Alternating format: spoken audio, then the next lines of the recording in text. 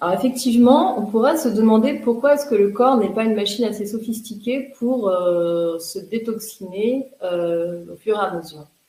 Alors il est capable de détoxiner. Hein. D'ailleurs, il ne faut pas toujours se considérer comme un corps sale et sali. On a des phénomènes, on a des processus naturels qu'on appelle tous les processus d'homéostasie, c'est-à-dire qu'on a des systèmes tampons dans le corps qui vont nous permettre de garder un pH équilibré, ni trop basique, ni trop acide, de réguler, on le sait très bien, réguler le sucre dans le corps. Donc, on a quand même une machine qui nous permet, avec les 5 émonctoires principaux, donc les 5 grands organes qui nous permettent de filtrer, de détoxifier, que sont les reins, les intestins, le foie, les poumons et la peau. On a tout apparemment, on aurait tout ce qu'il faut. Alors, pourquoi on s'intoxine? C'est simplement parce que malheureusement, on s'est énormément éloigné de la nourriture qui nous convient. C'est un fait qui vient avec l'industrialisation de la nourriture, avec tous les produits qui sont ajoutés, Alors, il y a plusieurs stades. Il y a les personnes qui vont manger sans se poser de questions, sans aucune conscience alimentaire, qui vont aller manger ce qu'on leur sert, ou ce qui est déjà préparé, ou ce qui est déjà raffiné avec des additifs alimentaires. Donc là, il n'y a pas de question à se poser. C'est sûr que le corps a une surcharge de toxines. Mais il y a aussi des personnes qui s'alimentent quand même en conscience, mais qui se tournent vers des produits qui ne leur correspondent pas, qui leur créent des inflammations. Pourquoi? Parce qu'on sait très bien qu'au fur et à mesure du temps, de l'évolution de l'alimentation moderne, on s'est retrouvé avec certains produits qui ont été mis comme des produits phares. Hein. Par exemple, à un moment donné, on a voulu soutenir les agriculteurs, et on a distribué du lait dans les cours de récréation, parce que c'était le sacro-saint lait, les produits laitiers, les amis pour la vie, sans savoir qu'on était en train, parfois, pour certaines personnes, de créer des inflammations épouvantables.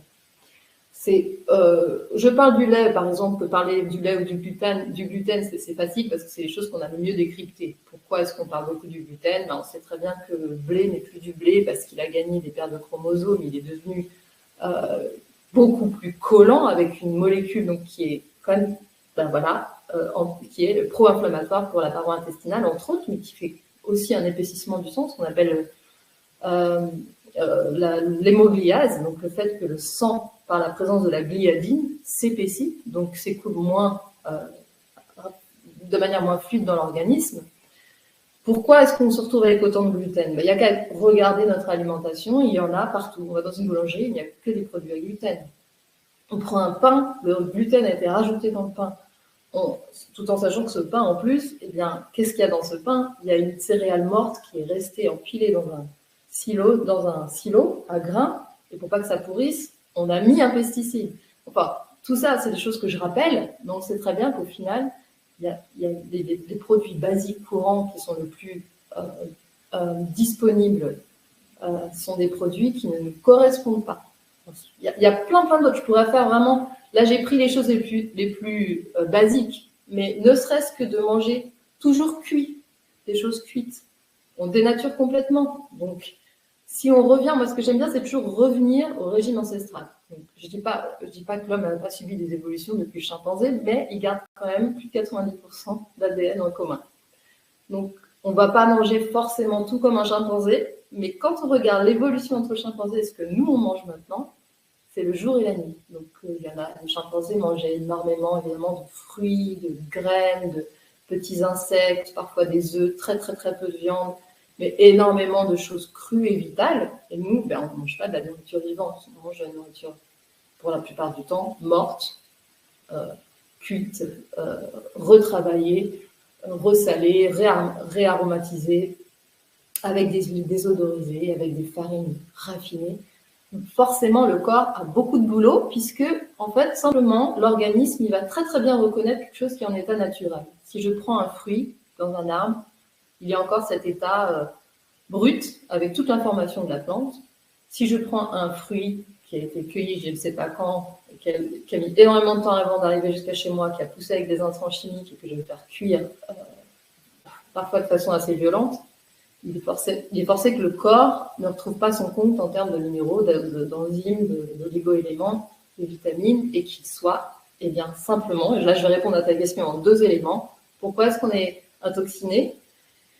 Et ça va peut-être un petit peu plus loin la question, c'est pourquoi est-ce qu'on a des dysrégulations? Pourquoi est-ce qu'on est malade? Eh bien parce que deux causes, toxines, carence.